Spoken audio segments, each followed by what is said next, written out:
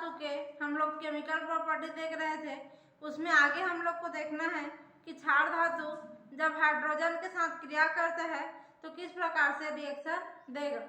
तो क्षार धातु जो रहता है वो हाइड्रोजन के साथ जब संयोग करता है तो क्या करेगा, जिस क्षार धातु का हाइड्रोजन के साथ संयोग होगा उसी क्षार धातु के हाइड्राइड का निर्माण वहाँ पे हो जाता है और ये हाइड्राइड रंगहीन या फिर कलरलेस रहेगा और क्रिस्टलीय प्रकृति के या फिर कभी कभी आणिक प्रकृति के भी हो सकते हैं।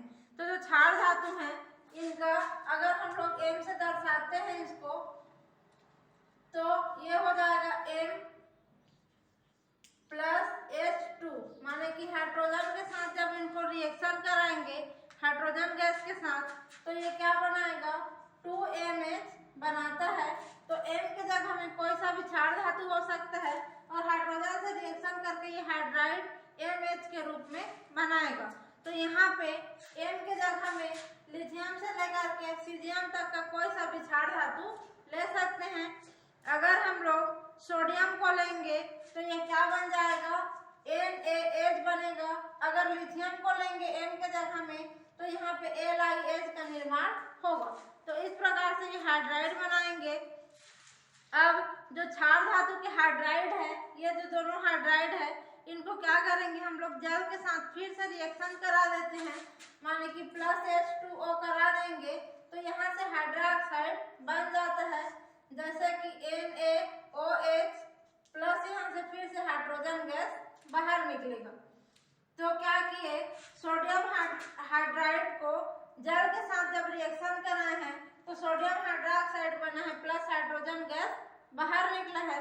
इसी प्रकार से जो लिथियम हाइड्राइड है इसको भी वाटर से रिएक्शन करा देंगे तो ये रिएक्शन होकर के क्या देगा, यहाँ से lithium hydroxide plus hydrogen gas बाहर निकालेगा। तो इस प्रकार से कोई सा भी हाइड्राइड को जब वाटर से ट्रीट करते हैं तो उसका हाइड्रोक्साइड मिलता है प्लस हाइड्रोजन गैस बाहर निकलेगा। तो ये हो गया हाइड्रोजन के साथ क्षार धातुओं का रिएक्शन। उसके बाद आता है इसमें जो हाइड्राइड बनते हैं क्षार धातुओं के, उनके लक्षण के बारे में दिया हुआ है। तो लिथियम से लेकर के सोडियम तक, माने कि लिथियम से लेकर के सोडियम नहीं सीजियम तक के जितने भी हाइड्राइड रहते हैं ये सभी आणिक लक्षण में ऊपर से नीचे आते हैं तो वृद्धि होती जाती है, माने ऊपर वाला कम आणिक रहेगा और नीचे आएंगे तो सीजियम का जो हाइड्राइड है वह ज्यादा आणिक प्रवृत्ति का होगा, क्योंकि ऊपर से नीचे आते हैं तो आकार बढ़ता है, आयनन ऊर्जा का मान कम होते जाता है और क्या होगा, विद्युत ऋणात्मकता का मान कम होते जाएगा, जिसके कारण आणिक प्रवृत्ति का मान भी कम होते जाता है। आणिक प्रवृत्ति का मान भी बढ़ते हुए जाएगा और संयोजी इलेक्ट्रॉन जो है आसानी से ऊपर से नीचे आने पे एक इलेक्ट्रॉन दान करने की क्षमता भी बढ़ती जाएगी, जिसके कारण आणिक लक्षण में लगातार ऊपर से नीचे आएंगे तो हाइड्राइडों के आणिक लक्षण में वृद्धि होती जाती है। दूसरा है क्षार धातुओं का तापीय स्थायित्व। तो ताप के संपर्क में जब इनको हाइड्राइडों को लाएंगे तो लिथियम का जो तापीय स्थायित्व है सबसे ज्यादा रहेगा लिथियम के हाइड्राइड का, क्योंकि ये ऊपर है। उसके बाद जो सीजियम का हाइड्राइड है इनका तापीय स्थायित्व कम पाया जाएगा और यहाँ पे इसका भी कारण है आकार का बढ़ना और हाइड्रोजन बंध की शक्ति का कम होना। अगला है क्षार धातु के जो हाइड्राइड हैं ये एक प्रकार से अपचायक होते हैं। जैसे क्षार धातुओं का अपचायक गुण देखे थे उसी प्रकार से जो क्षार धातु के हाइड्राइड है ये भी अपचायक प्रकृति के पाए जाते हैं और ऊपर से नीचे आएंगे वर्ग में, माने लिथियम से लेकर सीजियम तक आएंगे तो इनकी अपचायक क्षमता का मान हमेशा बढ़ता हुआ जाता है। अब देखते हैं अगला कि प्रोटॉन दाता। जो क्षार धातु के हाइड्राइड हैं ये क्या करेंगे, प्रोटॉन दान करने वाले जैसे कि एसिटिलीन, एल्कोहल, गैसीय अमोनिया, इन सब के साथ जब इनको क्रिया कराया जाता है क्षार धातुओं के हाइड्राइडों को तो ये उनके साथ रिएक्शन करते हैं और साल्ट का या फिर लवण का फॉर्मेशन करते हैं। जैसे कि जब इनको क्रिया कराया जाता है अमोनिया के साथ, जैसे पोटेशियम का जो हाइड्राइड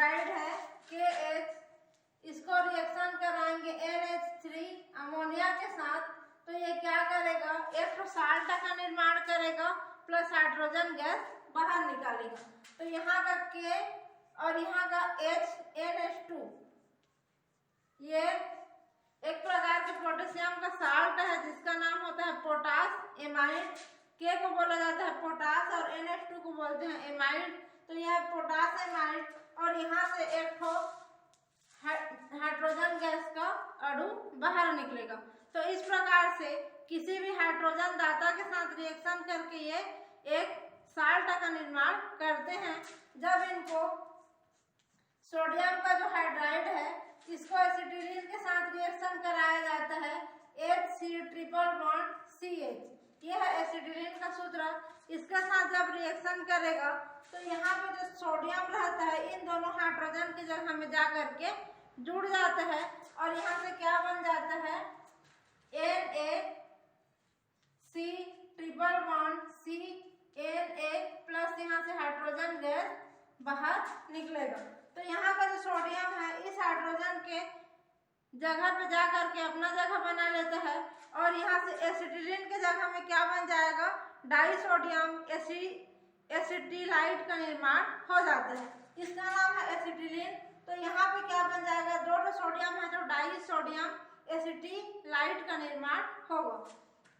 यहाँ पे इसके दो अणु लेते हैं तो यहाँ पे दो अणु H2 का बाहर निकलेगा। तो इस प्रकार से इसमें जो हाइड्राइड है वह प्रोटॉन दान करने वाले धातुओं के साथ साल्ट का निर्माण करेगा। यहाँ पे क्षार धातु 13 समूह के हाइड्राइडों के साथ संयोग करके जटिल प्रकार के हाइड्राइडों का निर्माण करते हैं। यहाँ पे जो है CH NH3 ये सभी प्रोटॉन दाता का काम कर रहे हैं ना। यहाँ का जो एक हाइड्रोजन है और यहाँ का एक हाइड्रोजन मिलके H2 बना है। ये दोनों का हाइड्रोजन H2 के रूप में बाहर निकला है। तो ये सभी प्रोटॉन माने कि H को H प्लस के रूप में दान कर रहे हैं तभी यहाँ पे साल्ट का फॉर्मेशन हुआ है। इसी प्रकार से जो क्षार धातु के हाइड्राइड हैं उनको समूह 13 के तत्वों में कौन आएगा aluminium hydride AlF3 B2H6 aluminium boron ये सभी वर्ग 13 के तत्व हैं आवर्त सारणी के। इनके साथ सब क्या करेंगे क्षार धातुओं को रिएक्शन करेंगे तो जटिल प्रकार के हाइड्राइडों का निर्माण करते हैं। जैसे इनके साथ लिथियम हाइड्राइड को क्रिया कराएंगे। लिथियम हाइड्राइड क्षार धातु का हाइड्राइड है और ये वर्ग 13 का हाइड्राइड है। ये दोनों जब आपस में रिएक्शन करेंगे तो यहाँ से लिथियम एल्यूमिनियम हाइड्राइड का निर्माण हो जाएगा। लिथियम एल्यूमिनियम और H4 तो ये कहलाता है लिथियम एल्यूमिनियम हाइड्राइड। तो इस प्रकार से जो सरल प्रकार के दो हाइड्राइड रिएक्शन करके कॉम्प्लेक्स या जटिल प्रकार के एक हाइड्राइड का निर्माण करते हैं। उसके बाद आता है हैलोजन के साथ अभिक्रिया। तो जो क्षार धातु हैं इनके केमिकल रिएक्शन का ये अगला टॉपिक है जिसमें आता है कि जो क्षार धातु हैं उनको हैलोजन के साथ रिएक्शन कराएंगे तो ये क्या करेंगे हैलाइड्स का निर्माण करते हैं। तो क्षार धातुओं को फिर से M से दर्शाएंगे प्लस X माने कि हैलोजन के साथ रिएक्शन करेंगे। तो X हमेशा अणु के रूप में रहेगा तो X 2 हो जाएगा। इसको संतुलित करेंगे तो आ जाएगा 2M। यहाँ पे बनेगा 2MX। तो जो है क्षार धातु MX प्रकार के हैलाइड का निर्माण करते हैं। यहाँ पे देखेंगे कि जो M के जगह में यहाँ भी क्या हो सकता है लिथियम सोडियम पोटेशियम रुबिडियम और सीजियम। इसमें से कोई सा भी M के जगह पे हो सकता है। और X के जगह में क्या हो सकता है फ्लोरीन क्लोरीन ब्रोमीन आयोडीन कोई सा भी रहेगा।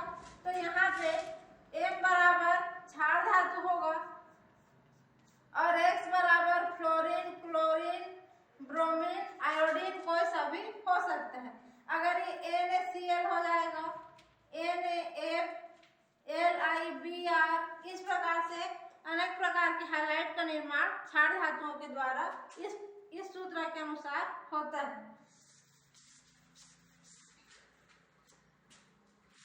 उसके बाद यहाँ पे दिया हुआ है कि क्षार धातुओं के हैलाइडों के लक्षण। तो जो भी हैलाइड बनेंगे क्षार धातु के वे रंगहीन रहेंगे क्रिस्टलीय रूप में रहते हैं और आयनिक ठोस के रूप में पाए जाते हैं। इनका गलनांक तथा क्वथनांक हमेशा बहुत ज़्यादा या उच्च रहेगा और इनके बनने से जो एंथैल्पी परिवर्तन होता है वह हमेशा ऋणात्मक प्रकार का एंथैल्पी परिवर्तन पाया जाएगा। क्षार धातुओं के जो फ्लोराइड रहते हैं उनके लिए निर्माण की एंथैल्पी या फिर फ्यूजन की जो एंथैल्पी है डेल एच जीरो। एच का मतलब होता है एंथैल्पी, जीरो है तो मानक अवस्था में एंथैल्पी, और डेल का मतलब है तो मानक अवस्था में एंथैल्पी परिवर्तन, और एफ का मतलब है फ्यूजन या फिर निर्माण की एंथैल्पी। तो जो क्षार धातुओं के फ्लोराइड हैं उनके लिए मानक अवस्था में एंथैल्पी परिवर्तन निर्माण के लिए क्या होगा, कम रहता है, और समूह में ऊपर से नीचे आते हैं तो इसका मान और ऋणात्मक होते हुए जाएगा। इसके विपरीत जो क्लोराइड है, ब्रोमाइड है और आयोडाइड है, इनके लिए इनका विपरीत होता है, माने कि जो डेल एफ एच जीरो का मान है फ्लोरीन को छोड़कर अन्य सभी हैलोजन के लिए ज्यादा उसका मान पाया जाएगा। डेल इसका मान अगर फ्लोराइड के लिए अधिक स्थायी रहता है तथा आयोडाइड के लिए कम स्थायी होगा।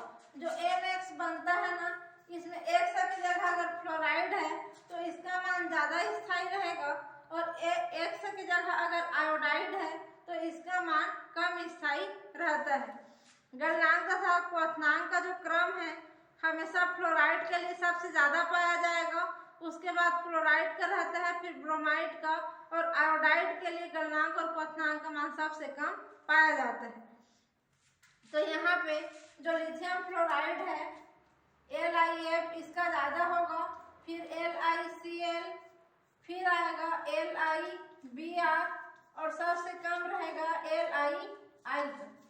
तो इस क्रम में इनके हैलाइडों के गलनांक और क्वथनांक का मान पाया जाता है तथा इसमें अगर हम लोग Cl के रूप में देखेंगे तो NaCl का सबसे ज्यादा रहता है, उसके बाद आता है KCl का, उसके बाद आएगा RbCl, फिर आता है CaCl और लास्ट में रहता है LiCl। यहाँ पे अगर फ्लोराइड का देखेंगे तो लिथियम फ्लोराइड का सबसे ज्यादा रहता है, लेकिन अगर फ्लोराइड का देखेंगे तो लिथियम फ्लोराइड का सबसे कम रहेगा, और जो सोडियम फ्लोराइड है इसका मान सबसे ज्यादा पाया जाता है। तो यह हो गया गलनांक और क्वथनांक का क्रम। उसके बाद अगला जो इसका केमिकल रिएक्शन है उसमें आता है द्रव अमोनिया में विलयता। तो जो क्षार धातु है उनको जब लिक्विड वाले अमोनिया में घोलेंगे तो उसके साथ किस प्रकार से विलय होगा उसके आधार पे इस गुण को बताया गया है। तो क्षार धातुओं को जब द्रव अमोनिया में मिलाते हैं तो वह नीले कलर का विलयन बनाता है, माने ब्लू कलर का सॉल्यूशन मिलेगा वहां पे, और ये अनुचुंबकीय प्रवृत्ति के रहेंगे और इनमें विद्युत चालकता का गुण भी पाया जाएगा। तो ये जो अच्छे अपचायक की तरह व्यवहार करेंगे, माने कि इसमें विद्युत चालकता पाया जाता है और चुंबकीय प्रकृति के रहेंगे, इसका मतलब उसमें मुक्त इलेक्ट्रॉन या फ्री इलेक्ट्रॉन रहेगा जो आसानी से वहां पे गति करने का गुण रखेगा। तो जो मुक्त इलेक्ट्रॉन रहता है वह किसी और के साथ जाकर के जुड़ के उसको अपचयित करने का काम करेगा, इसलिए इनमें अपचायक का गुण भी पाया जाएगा। तो जो क्षार धातु है इनको जब लिक्विड अमोनिया में डाला जाता है तो यह क्षार धातु और X+Y अणु NH3 का लेते हैं, तो इनका जब रिएक्शन कराया जाता है डाल करके तो यहाँ से बनेगा M+NH3 माइनस प्रकार के आयन NH3X प्रकार का आयन बनेगा। उसके बाद यहाँ से बनता है इलेक्ट्रॉन माइनस और NH3 आयन। तो ये जो खाली इलेक्ट्रॉन है ये आसानी से गति कर सकता है वहां पे विलयन के अंदर, इसलिए उसमें चुंबकीय गुण और विद्युत चालकता का गुण पाया जाएगा, और इसी फ्री इलेक्ट्रॉन के कारण इनमें जो है अपचायक का गुण भी पाया जाएगा। अगला इसका गुण आता है इसमें ऑक्सी अम्लों के साथ अभिक्रिया। तो जो क्षार धातु हैं उनमें अगर ऑक्सी अम्ल में ऐसे अम्ल जिनमें OH समूह केंद्रीय धातु परमाणु से जुड़ा हुआ रहता है जो ऑक्सी समूह से जुड़ा रहेगा। ऑक्सी अम्ल का मतलब है अम्ल माने कि जिसमें H+ आयन होगा, और ऑक्सी बोल रहा है तो उसमें ऑक्सीजन भी होगा। ऐसे अम्ल जिसमें H+ आयन भी हो और ऑक्सीजन भी हो ऑक्सी अम्ल कहलाते हैं। जैसे कि H2CO3, इसमें ऑक्सीजन भी है और हाइड्रोजन H+ के रूप में भी बाहर निकल सकता है, तो ये एक प्रकार का ऑक्सी अम्ल कहलाएगा। तो जब ऑक्सी अम्ल के साथ इनको रिएक्शन कराया जाता है तो क्षार धातुओं को जब ऑक्सी अम्ल के साथ रिएक्शन कराएंगे तो एक प्रकार के साल्ट या फिर लवण का निर्माण होगा और वह जो साल्ट बनेगा वो कलरलेस रहता है, क्रिस्टलीय ठोस के रूप में रहता है और जल में जब उसको घोलेंगे तो आसानी से विलय हो जाएगा। ऊष्मा के प्रति स्थायी प्रवृत्ति के रहते हैं, जैसे कि Na2CO3, K2SO4 या फिर KNO3, इस प्रकार के वहाँ पे साल्ट का निर्माण होता है और उसमें जो है बाइकार्बोनेट और कार्बोनेट ज़्यादातर देखने को मिलेंगे। तो जो कार्बोनेट रहते हैं उसमें रहेगा Li2CO3, ये एक प्रकार का कार्बोनेट है जो ऑक्सी अम्ल और क्षार धातु की क्रिया से बनते हैं। तो जो कार्बोनेट है इसमें लिथियम एक क्षार धातु है और ये ऑक्सी अम्ल का CO3 इसमें जुड़ा हुआ है, तो ये एक कार्बोनेट है जो क्षार धातुओं का कार्बोनेट कहलाएगा। इसको अगर हम लोग ऊष्मा के संपर्क में लाके गर्म करेंगे तो यहाँ से हम लोग को मिलेगा Li2O + CO2, माने लिथियम का ऑक्साइड और कार्बन डाइऑक्साइड यहाँ से बनता है। दूसरा रहता है बाइकार्बोनेट, तो जो बाइकार्बोनेट का सूत्र है वो रहता है MHCO3। इस प्रकार के जब ऑक्सी अम्ल और क्षार धातु के रिएक्शन से पहला तो बनता है कार्बोनेट और दूसरा बनेगा बाइकार्बोनेट। तो बाइकार्बोनेट का सूत्र होता है MHCO3, जहाँ M के जगह कोई सा भी क्षार धातु हो सकता है, जैसे कि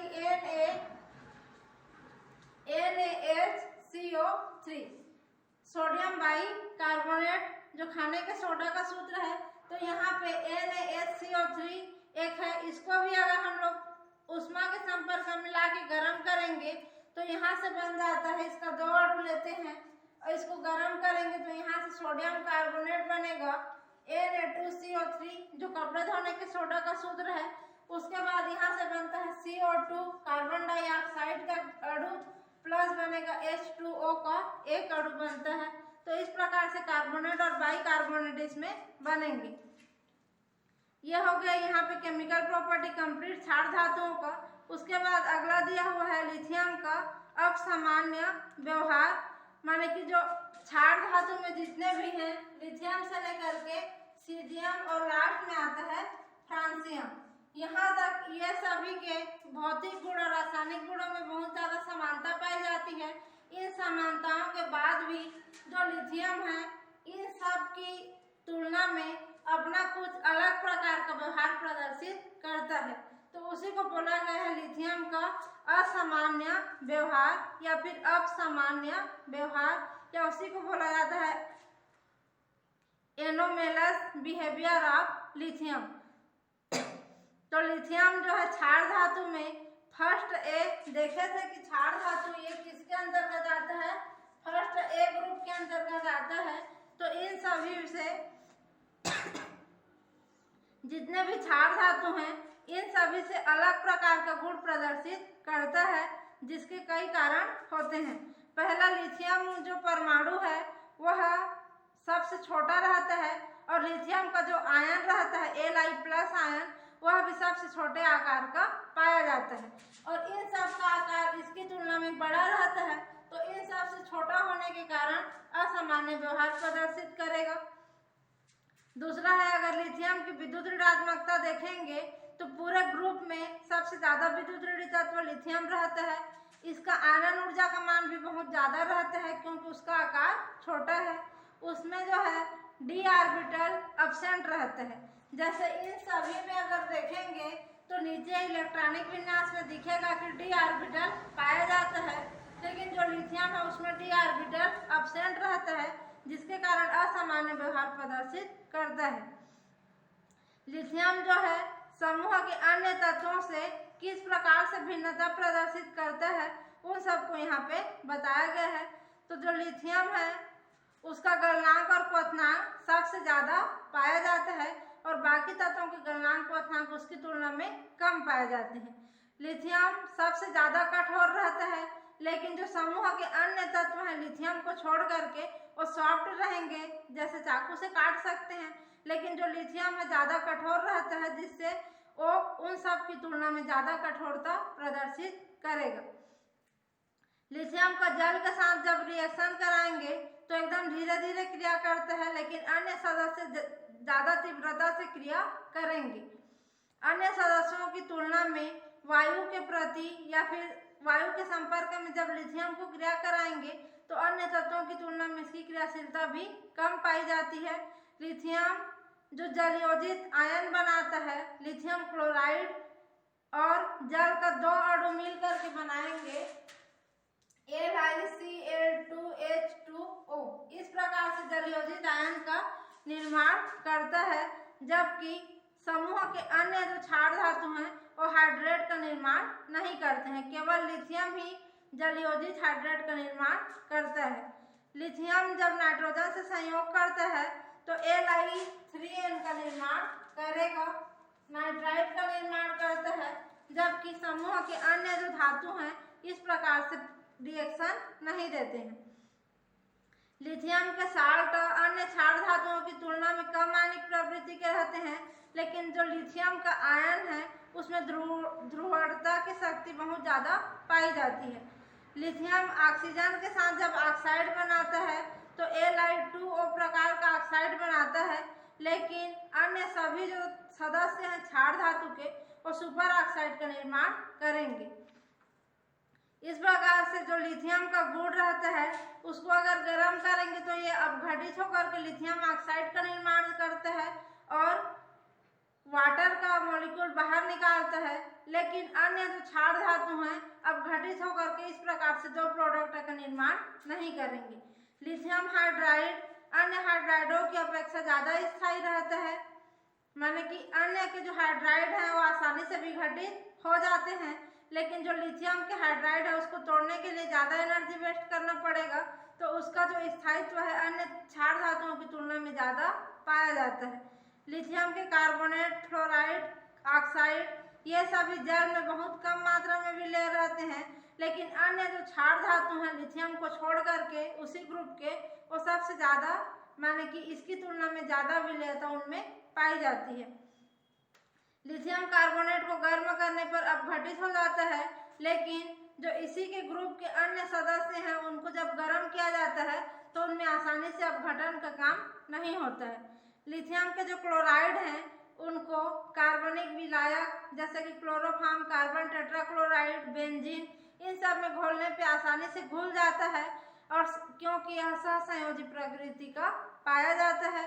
और अन्य सदस्यों के जो क्लोराइड हैं जैसे लिथियम को छोड़ करके सोडियम, पोटेशियम, रुबिडियम, सीजियम इन सब के क्लोराइड हैं जल में घुलते हैं, लेकिन कार्बनिक विलायकों में इनकी विलयता बहुत कम पाई जाती है। लिथियम बाइकार्बोनेट ठोस अवस्था में नहीं पाया जाता है, लेकिन क्षार धातु के जो अन्य बाइकार्बोनेट है वो ठोस अवस्था में पाए जाते हैं।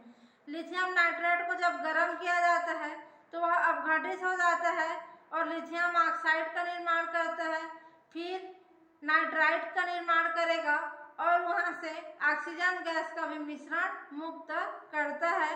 लेकिन अन्य जो क्षार धातु हैं के नाइट्राइट हैं वो अपघटित नहीं होते हैं, और अपघटित हो भी जाते हैं तो वहाँ पे वायु का मिश्रण मुक्त न करके केवल ऑक्सीजन गैस को मुक्त करते हैं। समूह में अगर लिथियम को देखेंगे, लिथियम सबसे ऊपर रहता है, फिर नीचे अन्य क्षार धातु रहते हैं, तो लिथियम जो है कार्बन और सिलिकॉन से संयोग करके जब कार्बन से संयोग करेगा तो क्या बनाएगा, कार्बाइड बनाता है, और सिलिकॉन से जब संयोग करता है तो सिलिकाइड या सिलिसाइड का निर्माण करता है। लेकिन जो क्षार धातु में अन्य क्षार धातु हैं लिथियम को छोड़ करके वे कार्बाइड और सिलिसाइड का निर्माण नहीं करेंगे। समूह के अन्य क्षार धातु आयनों की अपेक्षा जो लिथियम का आयन है Li+ आयन, जो लिथियम रहता है ना Li+ आयन के रूप में, यह जो लिथियम आयन है तथा उसके साल्ट हैं वह उनका जलयोजन बहुत ज़्यादा प्रबल या स्ट्रॉन्ग प्रकार का होता है और अधिक मात्रा में जलयोजन पाया जाता है, लेकिन लिथियम को छोड़ करके अन्य क्षार धातुओं में जलयोजन की प्रवृत्ति बहुत कम पाई जाएगी। तो यह था लिथियम का असामान्य व्यवहार या फिर एनोमेलस बिहेवियर ऑफ लिथियम। इसी के आधार पे लिथियम अपने ग्रुप के अन्य क्षार धातुओं की तुलना में असमानता प्रदर्शित करता है। इसके बाद आगे दिया हुआ है विकर्ण संबंध लिथियम और मैग्नीशियम का, उसके बारे में अगली क्लास में पढ़ेंगे। अभी के लिए बस यही था।